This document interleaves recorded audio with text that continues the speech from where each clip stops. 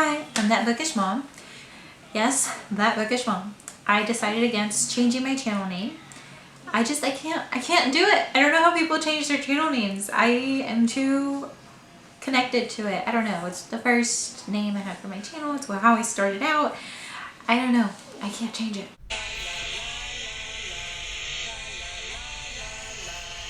Today I'm going to be doing my March wrap-up. I know I said I was going to do a quarterly wrap-up, but there's a lot of books, so I'm just going to do March.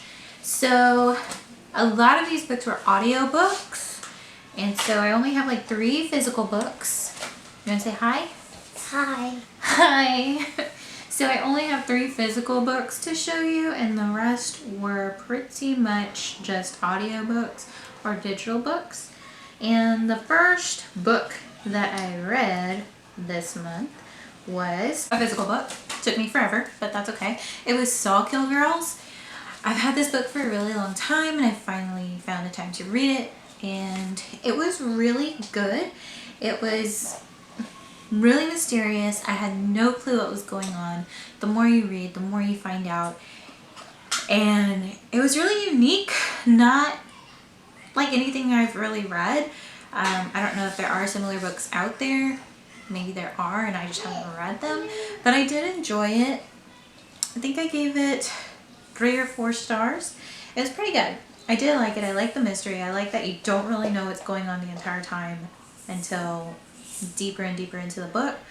But I also don't exactly love not knowing what's going on. Like, they kept me in the dark a little too long, which I'm not a super huge fan of. But if you're into that, if you like being in the dark the whole time, if you like that kind of long drawn out plot twist, it's a really good. The first audiobook that I listened to this month was Well Met, which is about a young woman who goes to take care of her sister because she had some health stuff going on.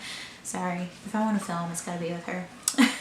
So she has some health stuff going on, and so she goes and leaves her life to go help her sister and her niece, but there's not really much that she's leaving, which is why she goes, and she helps her niece with a Renaissance festival kind of thing that she's doing. And so she goes and she's doing the Renaissance festival. It's not really her thing, and she feels like an outsider, but of course as time goes on she feels like she belongs. And there's a teacher there who she ends up having feelings for, and it was not my favorite romance. I guess I just don't think I'm that into the Renfest scene. Like, I didn't really connect too much to that. But if you're really into the Ren Fair and, you know, that kind of stuff, I think it would be really great for you to read, especially if you like contemporary. And it was a pretty cute book, but not my cup of tea. I gave it about 3 stars. Another audiobook that I listened to was a contemporary romance, and this one I liked a lot more. I did give it 4 stars, and it was The Flat Share, and it is about a young woman who goes through a breakup for like the millionth time, but this time she's moving out because her ex-boyfriend has moved on, has a new girlfriend, is engaged, all this stuff. So she finally is just ready to move on, and she's trying to find an apartment she can afford. And so she ends up finding a flat share that she would have to live in like during the night, and it's already rented by a guy who works night shifts, so he's there during the day. And so I really liked it. I thought it was really cute, and it was like its own unique story, so I really enjoyed it. Gave it 4 stars. The third audiobook, is it third? I lost count. There's a lot of audiobooks this year, or this month, probably this year too. But I also listened to Birthday by, I'm sorry, I'm not even listing the authors for you. Can you tell how long it's been since I made a booktube video? Okay, so Well Met was by Jen DeLuca, The Flat Share was by Beth O'Leary, and Sawkill Girls was by Claire Legend. And another audiobook I listened to was Birthday by Meredith Russo. It's not normally something that I would have listened to or read, But I'm glad I did, because it really gives you insight to people who are transgender and who have these thoughts and who are going through this, and it just really opens your mind to how they feel and what they're going through, which I think is hard for a lot of people, and so I thought that was a really good book. I also listened to Little Fires Everywhere by Celeste Ng, because I really wanted to watch the Hulu show, and I can't watch shows or movies based on books unless I've read the book. And it was really good. I actually listened to it in one day. I think I gave it 4 or 5 stars. It's just a really great story. It's really heart-wrenching. There's a lot of things going on within 2 families that are completely different, and it was pretty dramatic, and there's some things that go on that I can see people siding with one side or the other, and so some people might like that there's 2 different views, and you might side with one view and then somebody else might side with another view. And so I think it's a book that would really open conversation for people if you do like a book club or something. I thought it was really good. And then I also listened to Things You Save in a Fire by Catherine Center, and I really liked this one. It was also an adult romance that was really cute. The main character is a female firefighter. Some things go on at the beginning of the story that cause her to basically uproot her entire life and move across the country to take care of her mom, who she has a strained relationship with, and she's completely starting her career all over again. And I just really enjoyed the story. I think this is one that it took me about 2 days to listen to also. Like, it was one of the ones that I really enjoyed and could not stop listening, and I gave it 4 stars. I also listened to If We Were Villains by M.L. Rio. It was cool for someone who's not super into Shakespeare, so if you are super into Shakespeare, I definitely recommend it.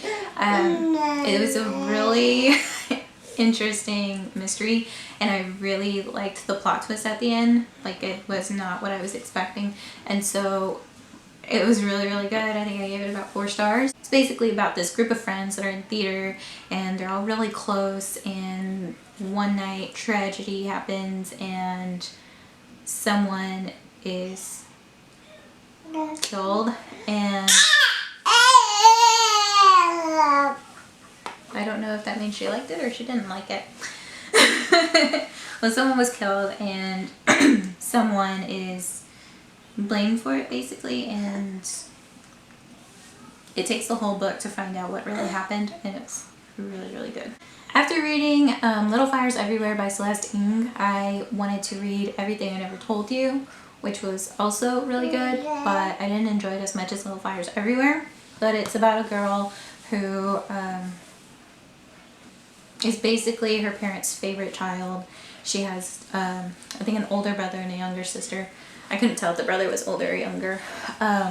But she goes missing, and some secrets are found out, and I don't want to give too much because it really was a good mystery to me. And there was another plot twist at the end, which I really enjoyed. I think I gave it 3 stars, but still a pretty good book. I also read Pride and Prejudice, the illustrated version. I actually started in November. Just finished it in March. So it's a classic. What can I say about it? I really loved it and enjoyed it, and I know why people really enjoy Jane Austen's work now, and I can't wait to read more of her stuff. And the last book for March is The Start of Me and You. This is a book that I listened to and I loved it. The Start of Me and You by Emery Lord is such a cute YA contemporary, and I absolutely loved it. It was just so cute. It was so cute, and not really what I was expecting, and the main character really overcomes so much. So at the beginning of the story, we find out that her boyfriend of 2 months, which is not a long time, but also kind of enough to get to know each other to where you really start to feel something for each other. And anyways, he passes away. He drowns. Yeah, so sad. So he drowns, and she is basically looked at with pity nonstop all the time. And so it's been a year now, and she's ready to start new. She comes up with this list for a beginner's mind and how she just wants to start over, and she sets goals for herself on just moving on. And I thought it was just so good, and like the love story part of it is just so cute. Oh, I loved it. It's probably my favorite book that I read this month. And so that is my March wrap up. I did also start reading Scythe. I'm about halfway through, so I'm not really including it in my wrap up. And it did not include it on my April TBR, but I'm halfway through. I really like it, and I'm so mad at myself for letting myself wait so long to read it, because it is so good, and I can't wait to read the rest of the trilogy. Like, that's how long I waited to read it. Like, the entire trilogy is already out. So, super ashamed, but super excited that I'm finally reading it. So, yeah, that was my March wrap-up! My first wrap-up in like over a year. That's exciting. Link your March wrap-up videos down below. I would love to see what you read this month. And yeah, hopefully this month in April I will read more physical books, because it's kind of embarrassing that most of those books were audiobooks. Bye!